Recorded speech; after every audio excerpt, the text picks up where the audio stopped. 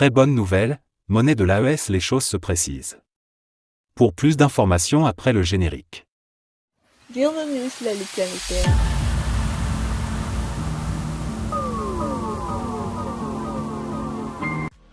Mais tout d'abord, avant de commencer, n'oubliez pas de vous abonner et activer la cloche de notification, car cela vous permettra de ne plus manquer les prochaines vidéos.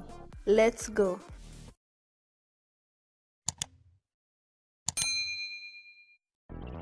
Les gouvernements militaires du Mali et du Niger ont, par ailleurs, fait savoir qu'ils envisageaient de résilier, dans les 3 prochains mois, leurs accords fiscaux conclus il y a plusieurs décennies avec la France.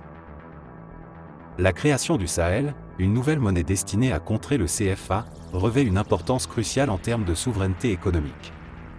La monnaie, conjuguée à une bonne gouvernance, représente un pilier de la richesse nationale. Pour de nombreux pays africains utilisant le franc CFA, cela équivaut à une forme d'asservissement, où la France exerce une influence prépondérante. L'acquisition de biens, d'outils et d'équipements industriels est entravée par le pouvoir de veto français, dictant avec qui coopérer. Cette réalité contribue à la situation actuelle en Afrique. Cependant, l'empire franco-africain montre des signes de fragilité.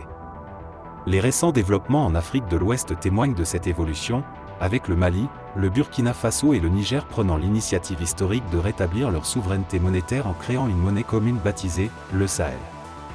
Cette décision, ancrée dans la charte du Liptako-Gourma signée mi-septembre, va au-delà de la coopération contre l'insécurité, incluant la mise en place d'une banque d'investissement et la réalisation de projets communs.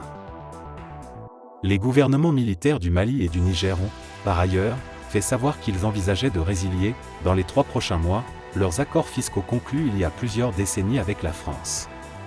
Dans un communiqué conjoint, les autorités au pouvoir des deux pays ont expliqué leur décision en raison de l'attitude hostile persistante de la France envers leur nation et du caractère déséquilibré de ces accords, entraînant une perte financière significative pour le Mali et le Niger. La signature de la charte du Liptako-Gourma à la mi-septembre permet à ces 3 États du Sahel, non seulement de faire front commun contre l'insécurité et les conflits liés à des groupes armés non étatiques, mais aussi de renforcer la coopération économique. Cette coopération comprend la création d'une banque d'investissement et d'une monnaie commune, le Sahel, visant à se libérer du franc CFA. L'Alliance des États du Sahel vise également à renforcer la sécurité des approvisionnements et à accélérer des projets énergétiques, agricoles et hydrauliques communs. Les gouvernements militaires du Mali et du Niger envisagent également de mettre fin à leurs accords fiscaux avec la France, soulignant l'attitude hostile persistante de cette dernière et les déséquilibres financiers résultant de ces accords. La nouvelle monnaie, le Sahel, symbolise l'engagement des 3 pays à rompre avec le franc CFA.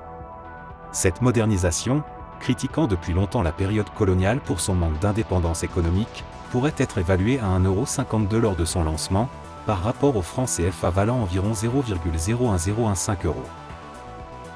Au-delà de la question monétaire, la coalition envisage également la création d'une confédération, voire d'une fédération à 3, exprimant ainsi la volonté de ces pays de renforcer leur souveraineté économique et de se libérer des liens économiques coloniaux. Ils peuvent y parvenir en exploitant leurs propres ressources naturelles, comme les raffineries d'or au Mali et au Burkina Faso, ainsi que les ressources pétrolières au Niger. Le soutien de la Russie, de la Chine et de l'Inde à cette initiative renforce la crédibilité du Sahel en tant que monnaie stable. La transformation est également marquée par le fait que la Banque centrale des États de l'Afrique de l'Ouest, BCEAO, qui gérait précédemment le franc CFA, n'est pas affiliée à la Banque des règlements internationaux, BRI. Cette indépendance permet aux pays de la coalition Liptako-Gourma de traiter directement avec des partenaires internationaux, remettant potentiellement en question la dynamique économique de la Communauté économique des États de l'Afrique de l'Ouest, CEDEAO. Le Togo a déjà exprimé son intention de rejoindre la coalition Liptako-Gourma, et d'autres pays pourraient suivre. La dénomination du Sahel en référence à la région élargit son attrait à d'autres pays, renforçant son influence et son potentiel économique. En fin de compte, le Sahel représente bien plus qu'un simple changement de devise, il incarne la lutte de l'Afrique pour l'indépendance économique et la reprise en main de son destin par le Mali, le Burkina Faso et le Niger.